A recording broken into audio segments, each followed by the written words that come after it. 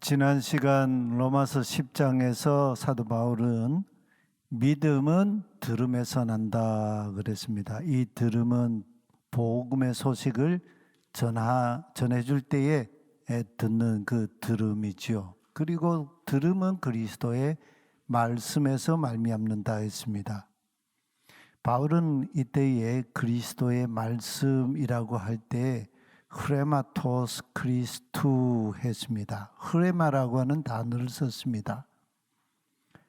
강조하는 말이죠. 말씀을 강조하는 말이죠.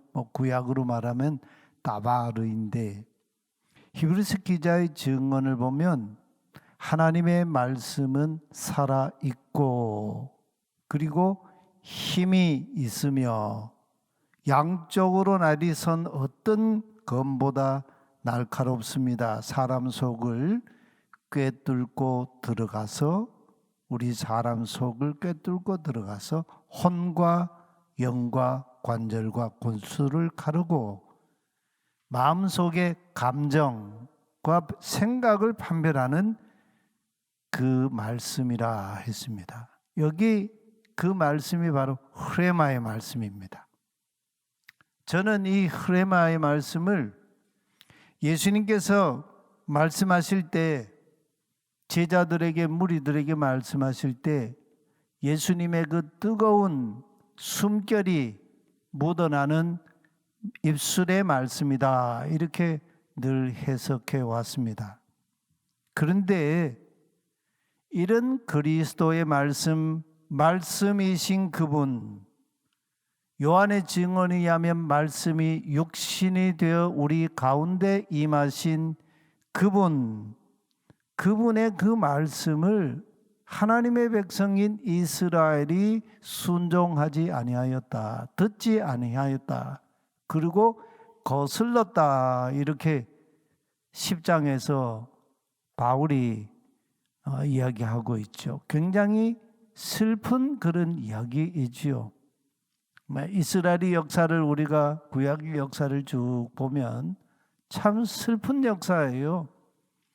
하나님의 마음이 기쁠 날이 별로 없었어요. 하나님이 탄식하시고 눈물을 흘리시고 하나님이 굉장히 슬퍼하시는 그런 역사의 점철을 밟아왔습니다. 그럴 때에 하나님은 도대체 누구를 통해서 이 땅에서 하나님의 나라를 성취해 가시고 언약하신 바를 이루어 가시는가? 이게 질문이 제기되지 않겠습니까? 이런 구약의 이스라엘의 역사를 바울은 오늘 11장에서 아주 간략하게 핵심을 그냥 꿰뚫어내고 있지요. 근데 어떻게 오늘 우리가 사는 이 시대, 특히 21세기 인류는 과학주의적인 무신론 시대가 됐습니다. 21세기 인류는요, 첨단 과학의 발달로 인해서 과학적인 데이터와 이론, 그런 지식으로 무신론자가 되었습니다. 그 21세기 인류는 인간 자신이 하나님이 되었다, 이러고 있는 시대가 됐죠. 그래서 호모데우스를 부르짖고 있습니다.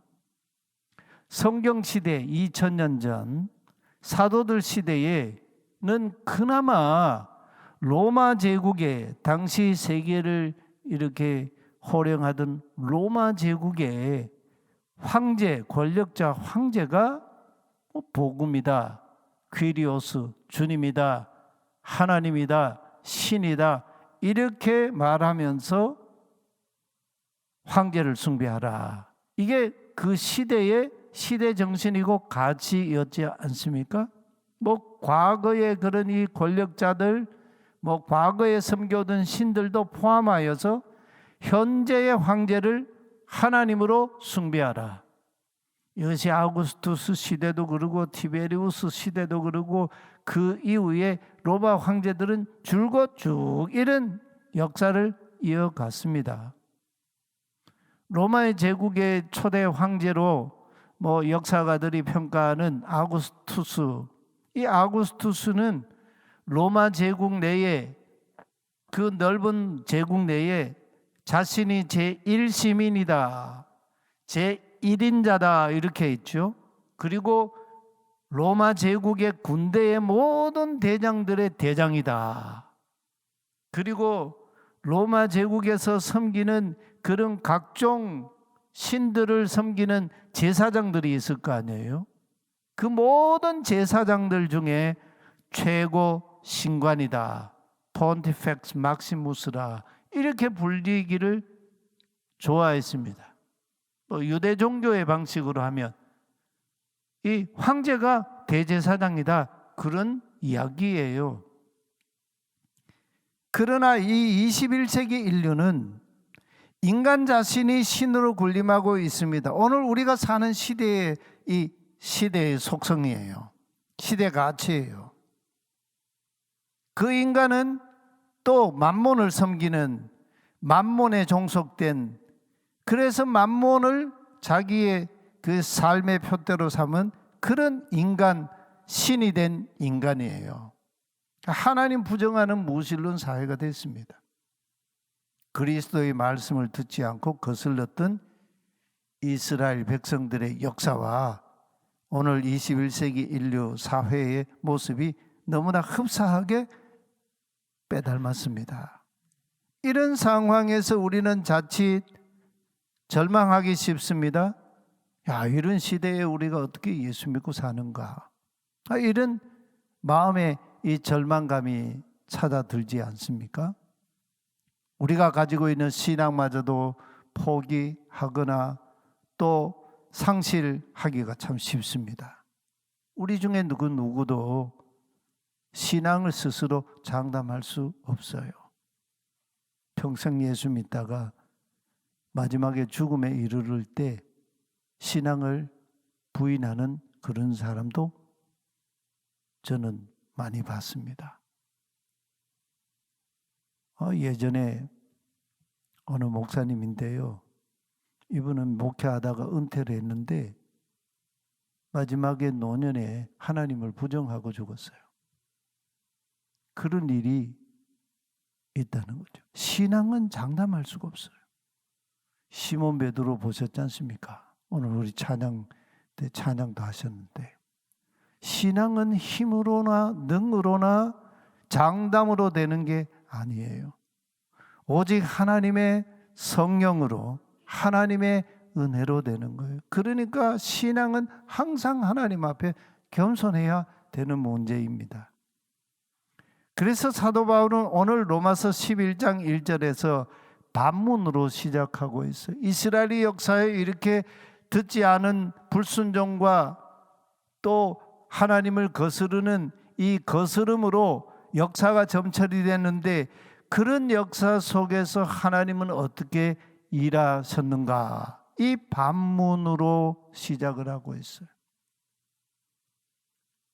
좀 우리말로 이렇게 쉽게 번역하면요, 그러면 제가 묻습니다. 바울이 지금 로마 교회 성도들에게 보내는 편지에서, 그러면 제가 묻겠습니다.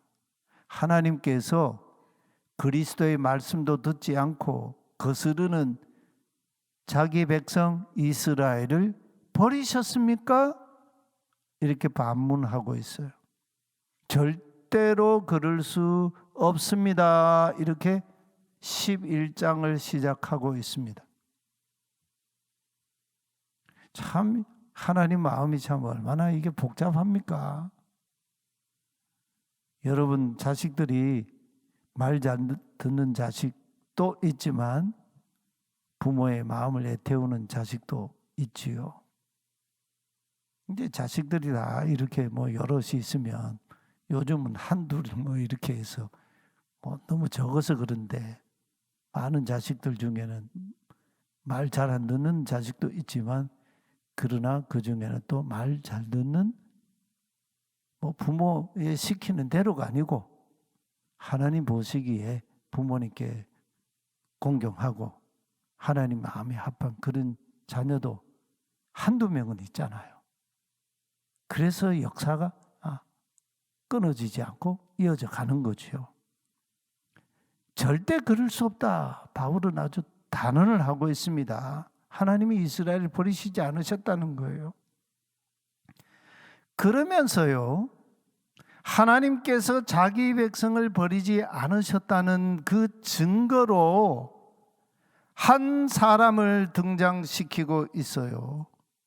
제일 먼저 그 버리지 않으신 그 증거로, 증인으로 내세운 사람이 누구예요? 1절 하반절에 바울 자신이에요.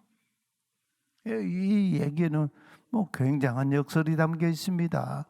나 역시도 이스라엘 사람입니다. 바울이 지금 이름 말하는 게 무슨 얘기일까요? 이스라엘 혈통을 타고났다는 그런 어떤 문자적인 이야기일까요?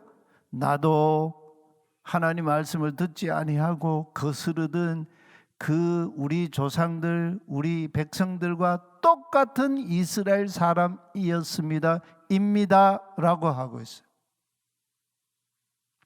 아브라함의 후손이자 베냐민 지파입니다.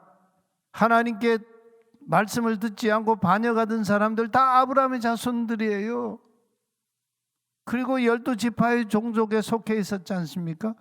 근데 바울은 자기는 베냐민 지파에 속한 사람이잖아요. 이 베냐민 지파 사람이라고 하는 얘기, 바울이 지금 이 얘기를 지금 하고 있는 여기에 엄청난 역설이 담겨 있어요. 바울이 자기 자신을 등장시켜서 자신을 이스라엘 사람이라고 강조하고 아브라함의 후손이라고 하고 그리고 베냐민 지파 자손이라고 합니다.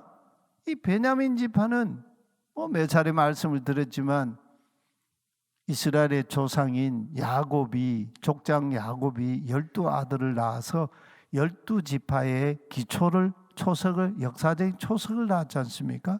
거기에 베냐민 지파, 이 막내 아들 베냐민 지파, 이 베냐민 지파는요 요셉의 동생이잖아요. 누가 낳았냐? 야곱이 가장 사랑하던 아내 라헬이 낳은 아들의 지파예요. 베냐민 지파인데 이게 역사적인 팩트예요. 사실이에요. 그런데 이스라엘 사람이고 아브라함의 씨에서 난 사람이고 베냐민 지파에 속한 이 사울이라고 하는 이제 이름을 바꿨습니다만 바울이라고 하는 이 인물, 사도행전에 그 얘기가 나오잖아요. 9장과 22장, 26장에 나오잖아요. 이 사울이라는 인물 어떤 인물이었습니까? 반역자 중에 반역자예요. 십자가의 원수로 행하던 사람이에요. 근데 여러분, 그런 바울이 회심 이전에 대제사장의 공문을 들고 예수 그리스도의 십자가 복음을 믿는 그리스도인들 교회를 핍박하기 위해 공문, 이 추천서를 들고 저 다메섹으로, 그리스도인들이 막 핍박을 피해서 다메섹으로 막 이렇게 그 지역으로 흩어졌으니까, 여러분 그 시리아 지역이 예전에 굉장히 중요한 그런 이 기독교 그런 이 도시였거든요. 요즘은 이 아랍 세계가 그냥 점령해가지고 내전이 계속 일어나고 그런데, 이 다메섹 도상에서 핍박하러 가던 그 사울의 발걸음을 멈추고 그의 인생과 역사에 개입하신 분이 십자가에 죽으시고 부활하신 예수 그리스도였습니다. 근데 그의 인생에 찾아오신 그때가 바로 핍박하러 가던 그 정점에서 그날 정오는 빛이, 태양이 가장 높은 때 아닙니까? 높아서 바로 그냥 직사광선을 내리쬐는 바로 그 때 아닙니까? 정오의 빛보다 강한 빛으로 찾아오신 예수 그리스도를 만났습니다. 그러다가 그가 땅바닥에 그냥 그 빛에 그냥 완전히 내 농댕이 쳐지죠. 그러면서 소리를 들었습니다. 사울아, 사울아, 사울, 사울. 그 순간에 이 사울이 정말 제정신이 똑똑한 사람이에요. 완전히 그냥 땅바닥에 그냥 내 동댕이 쳐진 그런 상황에서 자기 이름을 부르는 그분을 향해 누구십니까? 그 존재를 물었어요. 모세도 떨기나무의 불꽃 가운데 임하신 하나님의 이 광경을 보려고 가다가 하나님을 만나지 않습니다. 하나님의 말씀을 듣지 않습니다. 모세야, 모세야, 내가 선 곳은 더 거룩한 땅에 내 발에 신을 벗으라. 하나님 앞에 신 벗으라고 하는 것은 이게 높은 사람이 종에게 명령하는 거거든요. 모세가 얼마나 두려웠겠어요. 두려움에 그냥 휩싸였어요. 그가 하나님을 만났지요. 이 사울이 예수님을 만나면서 뉘시니까 당신은 누구십니까? 그때 예수님께서 사울에게 아주 정곡을 찌르 그냥 그의 인생에 그냥 깊숙하게 그 인생에 지금 주님을 핍박하고 교회를 핍박하는 그 중심부에 그냥 파고 들어가시죠. 내가 어찌하여 나를 박해하느냐. 예수님이 존재를 묻는 사울에게 질문을 던지셨어요. 내가 어찌하여 나를 박해하느냐. 그는 예수님을 핍박하던 선봉장이었습니다.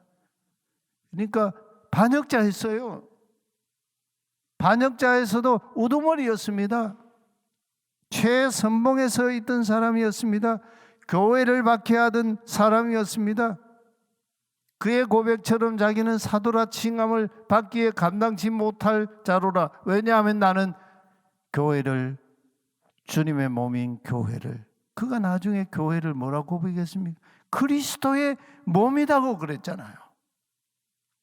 교회를 박해하던 사람이다고.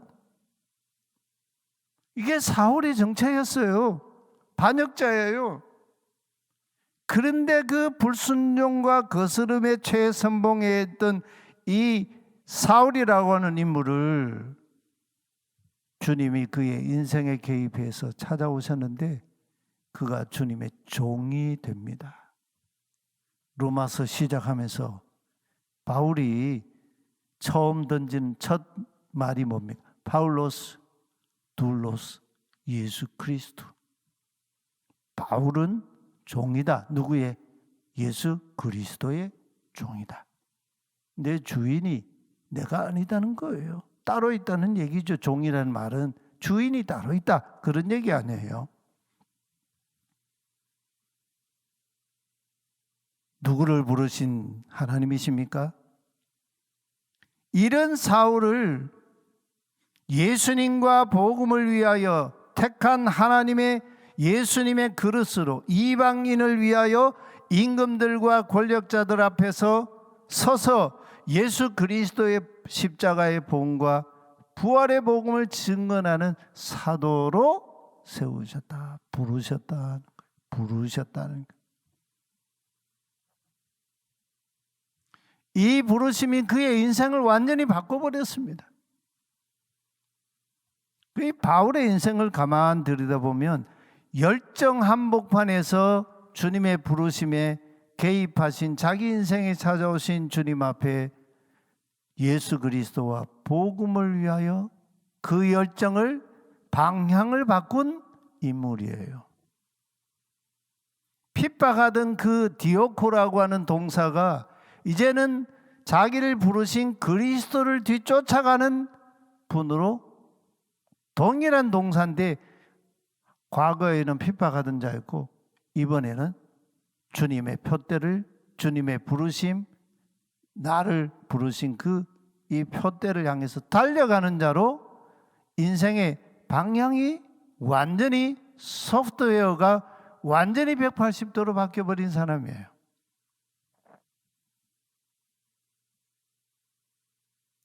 사울이 바로 그런 사람이에요. 이런 사람을 주님이 하나님 나라 역사에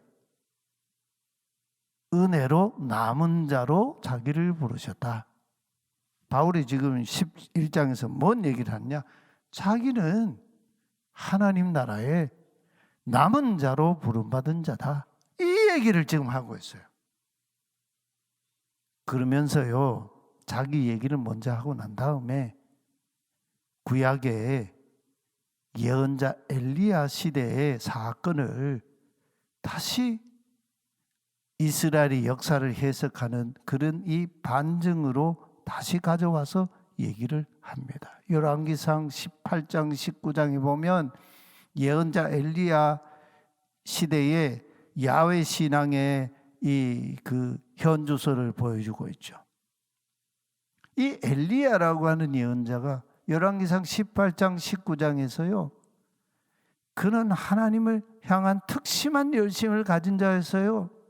자기의 그 고백 그대로 야훼 신앙의 정점에 있던 엘리야가 19장에 가서는요, 영적으로 번아웃이 돼가지고 완전히 그냥 나락으로 떨어져 있는 그런 엘리야의 모습으로 상황이 바뀌고 있어요.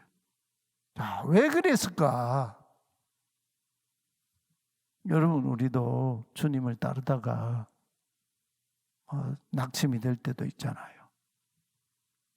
주로 이제 낙심이 될 때는 내 인생에 찾아온 고난이나 어떤 내 인생의 아픔, 내 상황의 어떤 그런 이 고통 때문에 주님이 어떻게 나를 이렇게 대하실 수 있나? 그래서 흔들리기도 해요.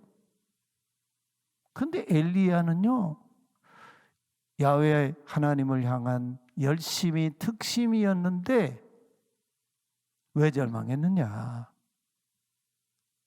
그 시대 상황 속에서 자기와 같이 하나님을 경외하는 신앙 가진 사람을 찾아볼 수 없어서 번아웃이 돼버렸어요. 그만큼 그 시대가 영적으로 피폐했다, 그런 얘기 아니겠어요? 우리가 아시는 대로 이 엘리야는 지중해 그 연안에 있는 이스라엘 북부 지역의 갈멜산에서 바알 선지자 450명과 대결해서 칼로 바알 선지자들 한 명도 남기지 않고 다 죽였습니다. 그래서 대승을 거두었습니다. 그랬던 이 예언자인데, 능력의 예언자인데, 자기가 바알 선지자들 죽였던 그 시각에 그 다음 날 이 아합 왕의 오므리 왕조의 가장 이 악한 왕이 아합 왕이잖아요. 그 아합 왕의 아내가 이세벨이거든요. 이 이세벨은 북이스라엘의, 그러니까 바알 숭배의 원흉이었어요. 이 이세벨이 바알 선지자가 450명이나 엘리야에게 처참하게 이렇게 죽임당하고 완패한 것에 분해서 하나님께 돌아오지 아니하고 도리어 붕괴해서 내가 엘리야의 생명을 내일 이맘때에 바알 선지자들이 죽은 자들 죽은 것 같이 그 죽은 자들 하나같이 엘리야의 목숨을 거두리라, 이렇게 군대를 보내가지고 전가를 보냈습니다. 이 전가를 받은 엘리야가 크게 낙담을 합니다.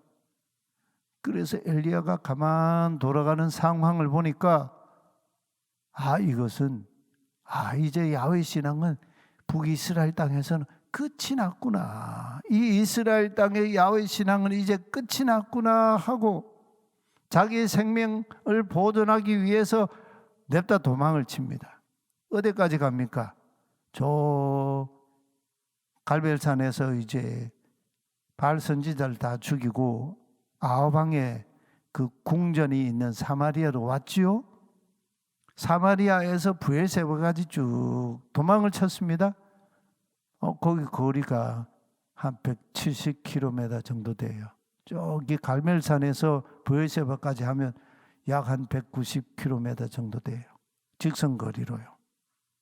도망을 쳤는데, 그러고는 또 어디까지 도망을 쳤느냐 하면, 출애굽한 이스라엘 백성들이 하나님과 계약을 맺었던 시내산, 호렙산이라고, 호렙산까지 도망을 쳤습니다. 40일 40야를 막 도망을 쳐서 호렙산 동굴에 들어가서 거기 숨어 지냈습니다. 한번 지도를 한번 보실까요? 여기 이렇게 보면 여기가 지중해지 않습니까? 이스라엘의 그 이 북쪽 갈릴리가 이제 이쪽에 왼편으로 있는데, 여기가 갈멜산이에요. 이렇게 삐쭉하게 이렇게 나오는데 여기가 갈멜산입니다. 이 갈멜산에서 바알 선지자들과 대결을 벌여서 그들을 다 쳐 죽이죠. 그리고는 하나님이 비를 주시겠다는 말씀을 가지고 아합왕과 함께 사마리아로 왔습니다.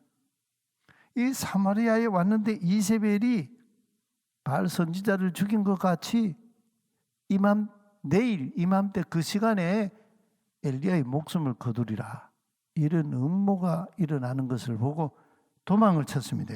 쭉 도망을 쳐서 어디로까지요? 쭉 도망을 쳐서 여기 브엘세바까지요.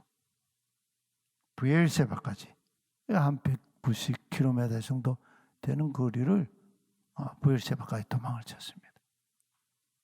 그리고 브엘세바에서 다시 이렇게 내려와서 네겝 사막, 여기 밑으로는 다 네겝 사막이거든요.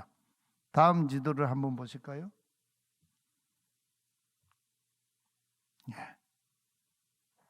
여기 브엘세바에서 쭉 이렇게 도망을 쳐서 어디까지 왔느냐 하면, 여기 모세와 이스라엘 백성들이 시내 광야에서 하나님의 토라의 말씀을 받고 거기서 성막을 건축하고, 그리고 이제 가나안 땅을 향해 진군했던 바로 그 자리까지, 호렙산이라고도 부릅니다.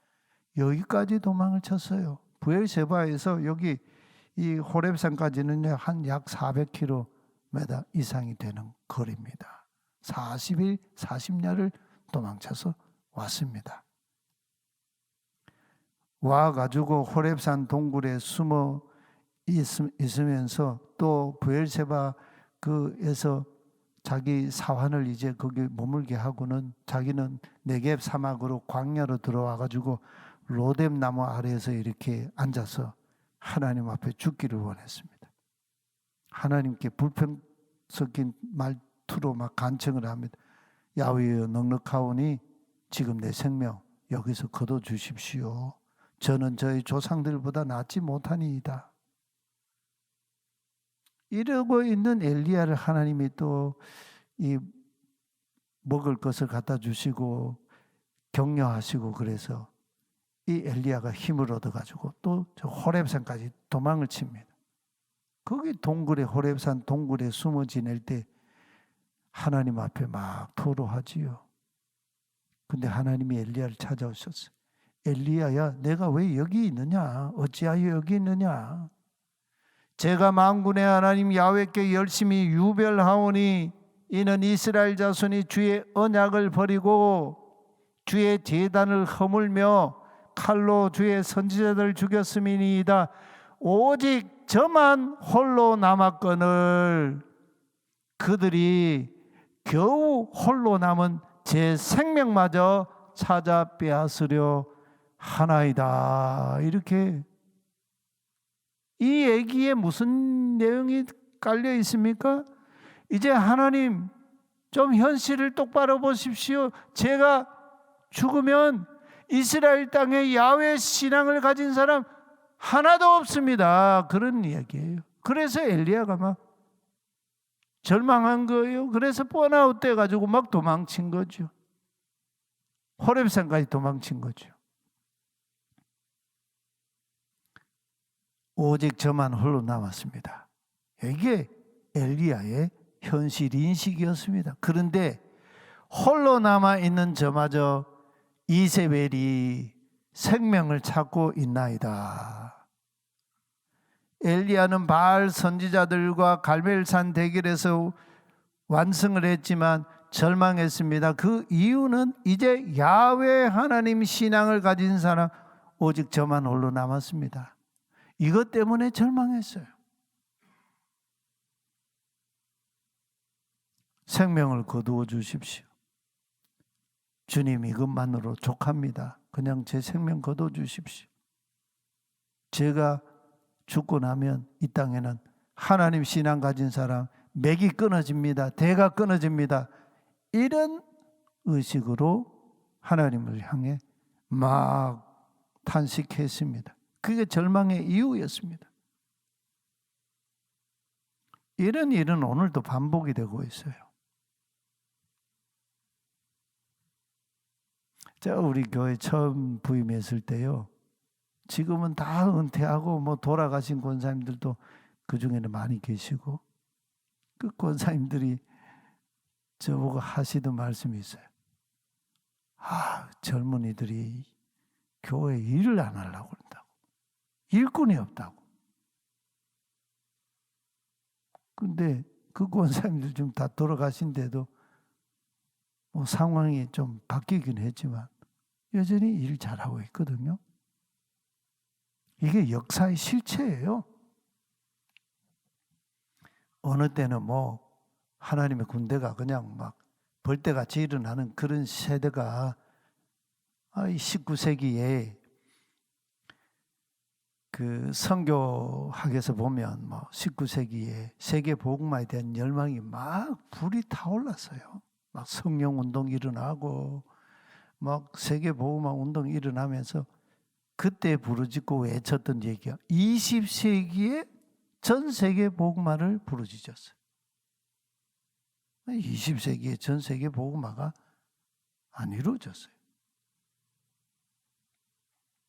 아시는 대로 미국이 20세기 중반에 벌써 교회 정점을 찍고 쇠락해 왔지 않습니까? 뭐 유럽은 뭐 이미 그 이전부터 쇠락의 기운이. 이게 낯선 얘기가 아니에요. 성경의 얘기가 다 그 얘기예요. 엘리야 시대 보십시오. 그 능력의 구약의 예언자들 중에 뭐 가장 탁월한 예언자라고 불리는 인물이 엘리야 아닙니까? 엘리야의 인식이 뭡니까? 역사 인식이 자기 죽으면 이제 야훼 신앙이 끊어진다고 생각했어요. 그래서 절망했어요. 이게 역사의 실체예요. 실체. 역사의 고비마다 앞선 믿음의 선구자들은 영적으로 고독한 상황에 생을 걸어왔다는 거예요. 자기 혼자됨과 같은 위기, 아픔을 절절하게 느껴왔다는 거예요. 여러분, 인류 역사의 죄를 대속하기 위해서 아까 우리 찬양대 찬양하셨는데 골고다 언덕 위의 십자가에서 홀로 창세기 3장 이후에 모든 인류의 역사의 죄악들을 홀로 담당하신 예수님의 그 십자가의 상에서 죄의 무게가 얼마나 무거웠을까요? 그 자리가 얼마나 처절했을까요? 하나님으로부터 완전히 버림당하는 그 자리에 예수님이 얼마나 고통스러웠을까요? 그래서 예수님이 엘리 엘리 라마 사박다니 나의 하나님 어찌하여 나를 버리셨나이까? 하나님 앞에 막 절규했지 않습니까? 창세기 5장에 보면 하나님과 동행했던 에녹의 이야기가 등장하지요. 노아 시대가 오기 이전에 에녹이 60세에 무드셀라라고 하는 아들을 낳고 300년 동안 하나님과 동행하였다, 할라크했다. 하나님과 함께 걸었다. 인생의 길을 함께 걸었다는, 하나님과 같이 걸었다는 거예요. 기가 막힌 사람이에요. 근데 에녹 같은 사람이 그 시대에 또 누가 있었을까요? 성경은 뭐 거기에 대해 침묵하고 있어요. 노아 시대에 하나님의 영이 사람들로부터 다 떠났습니다. 그래서 인간이 육체가 되었다 그러죠. 육체. 고기 덩어리가 되어버렸어요. 하나님의 영이 떠나버린 인간. 그런데 누가 있었습니까? 그러나 노아는 하나님의 눈에 은혜가 되었더라. 은혜가 발견됐다. 그 노아가 하나님과 동행하였다. 의인이었다. 당대의 완전한 자였다. 하나님과 함께 길을 걷는 자였다는 거예요. 바벨탑 시대의 하나님은 갈대아 우르와 하란에 있던 아브라함을 불러서 가나안 땅으로 그를 이끄시고 그 땅을 약속의 땅으로 주시고 그 땅에서 하나님 나라의 이 역사를 세워가는 그런 인물로 부르셨습니다. 아브라함이라는 인물. 엘리야 시대의 엘리야는 자기 외에는 야훼 신앙을 가진 자가 없는 자인 것처럼 생각했어요. 북이스라엘 이 오므리 왕조의 그 박해 속에서요. 그런데 하나님의 말씀이 놀라웠습니다. 바알에게 무릎 꿇지 않고 입 맞추지 아니한 자가 7,000명을 내가 남겨뒀다. 이게 하나님 나라 역사입니다. 우리 눈에 보기에는 하나님 신앙 가진 사람, 예수 그리스도 신앙 가진 사람이 점점 없어지고 쇠락해 가는 것 같지만 하나님은 하나님 나라 역사를 이끌어 가시는 방식이 남은 자를 통해서 하나님이 은혜로 부르신 그 부르심에 응답한 남은 자들을 통해서 계속 하나님 나라의 성취를 이루어 가신다. 그래서 새하늘과 새 땅의 그 역사의 완성을 이루시는 그 나라까지 나아가신다고 하는 사실이에요. 오늘 우리가 하나님 앞에